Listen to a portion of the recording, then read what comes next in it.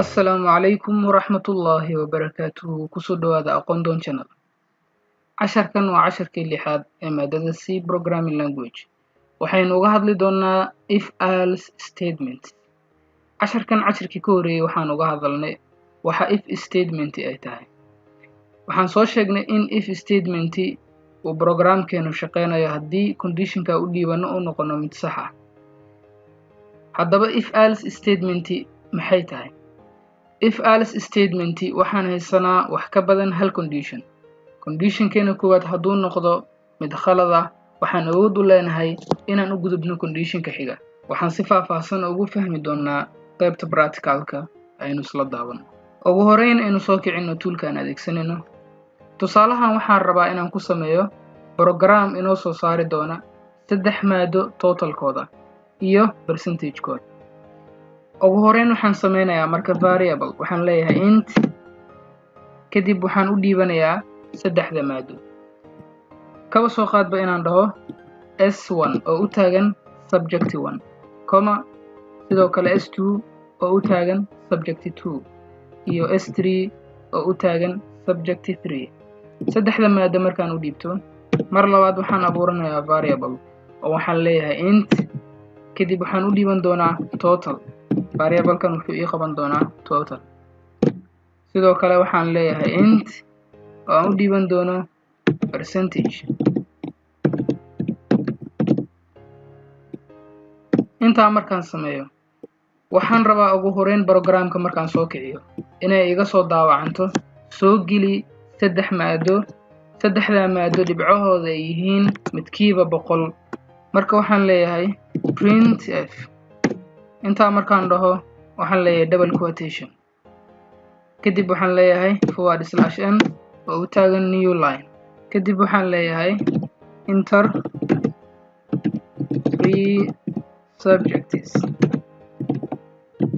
each out 100. waxaad ii soo gelisaa 3 maado midkiiba macnaha lagu saxay 100. waxaan ku soo xirayaa semicolon si programka nashqadiisa u yara qurux badnaato. waxaan u sameynayaa underline soo waxaan leeyahay printf kadib waxaad leedahay double quotation waxaan leeyahay new line mar kale new line.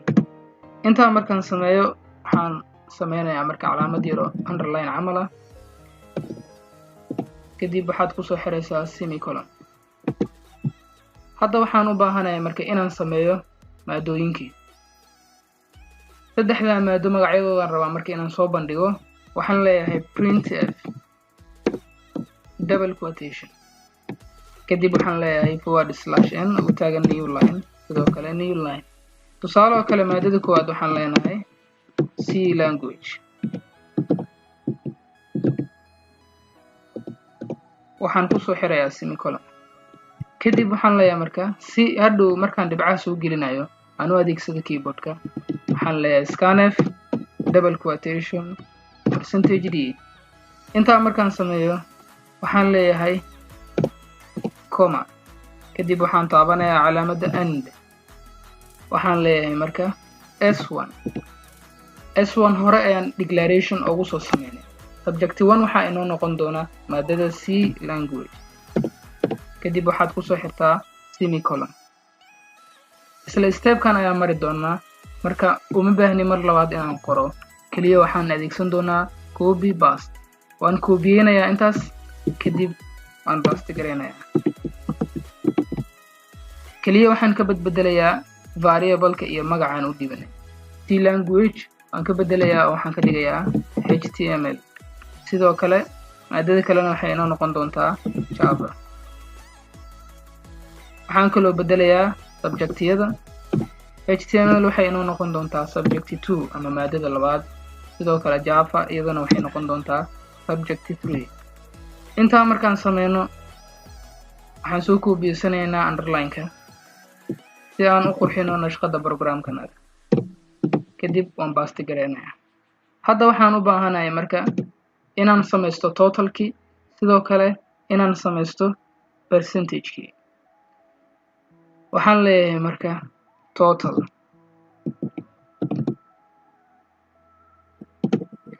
totalka waa wadarta guud marka waxaan leeyahay total wuxuu la mid yahay s1 oo u taagan subject 1 oo lagu daray s2 oo u taagan subject 2 oo lagu daray s3 oo u taagan subject 3 waxaan kusoo xirayaa semicolon intaa markaan sameeyo waxaan rabaa marka totalka markii la isoo bandhigayo in la dhaho totalkaagu waa intaas soo waxaan leeyahay printf kadib waxaan leeyahay double quotation intaa markaan sameeyo waxaan leeyahay new line kadib ayaan leeyahay marka total marks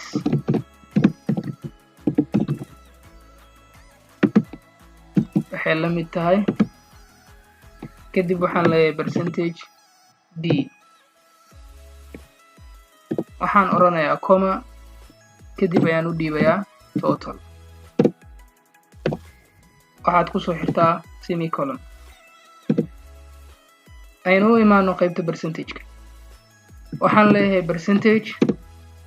percentageku wuxuu la mid yahay totalka oo loo qaybiyey inta ay ka kooban yihiin maadooyinkaygu waa 3 totalka waxaan u qaybin doonaa 3 waxaan leeyahay marka total oo loo qaybiyey 3 waxaan kusoo xirayaa semicolon isla sidii oo kale waxaan rabaa percentageka markii la isoo bandhigayo in la dhaho percentagekaagu waa intaas waxaan leeyahay marka printf double quotation kadib waxaan leeyahay new line kadib ayaan oranayaa marka percentage wuxuu la mid yahay waxaad tiraahdaa marka percentage d waxaan leeyahay comma kadib waxaan u dhiibayaa percentage waxaana kusoo xirayaa semicolon intaa markaan sameeyo si programkaygu ay ugu qurux badnaado waxaan soo koobiyeynayaa underline-ka kadib aan baasta gareynayaa mar kale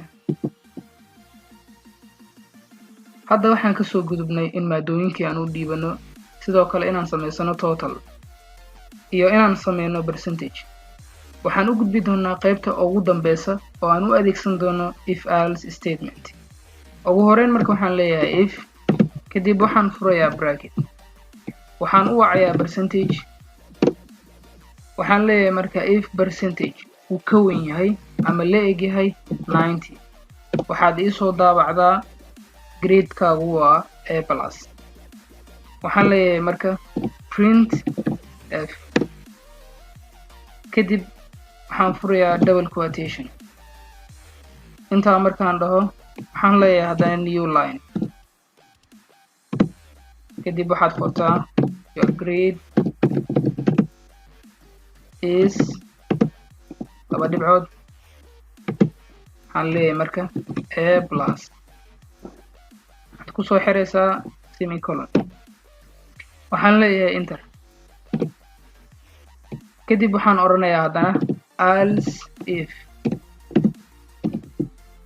waxaad furtaa bracket haddana waxaan leeyahay marka haddii percentagekaygu uu ka weyn yahay ama la eg yahay 70 waxaad iisoo bandhigtaa b gradekaagu waa b waxaad tiraahdaa percentage greater than or equal 70 waxaad iisoo daabacdaa percentagekaadu ama gradekaagu waa b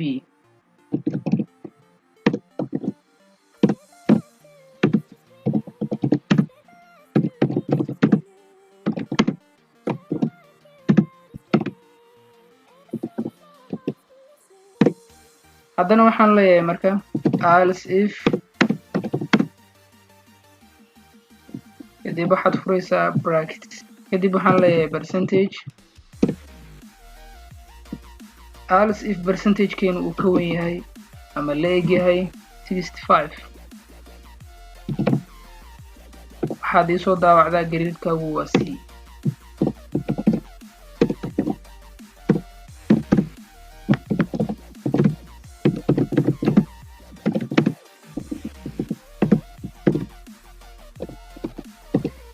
waxaan kusoo xirayaa semicolon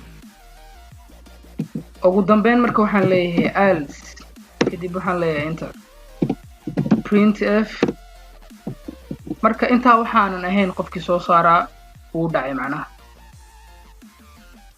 waxaad tiraahdaa new line you failed. waxaan kusoo xirayaa semicolon kadib waxaad tiraahdaa gauge semicolon. bal aynu kicino programkeena. waxaana la dhahay enter 3 subjects each out of 100.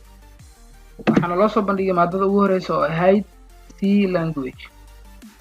kaba soo qaadba C language in laga keenay 9. waxaan leenahay enter. sidoo kale HTML na laga keenay 98. enter.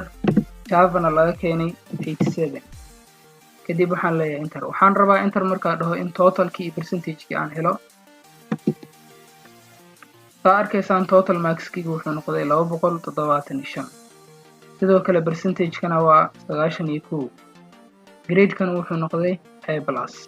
waan filayaa inaad muuqaalkan ka hesheen wax badanna ka faa'iideen. intaan ku kulmi doonno casharka xiga waxaan idinkaga tegayaa sida ay nabadgeliyo. wassalaamu calaykum waraxmatullaahi wabarakaatu.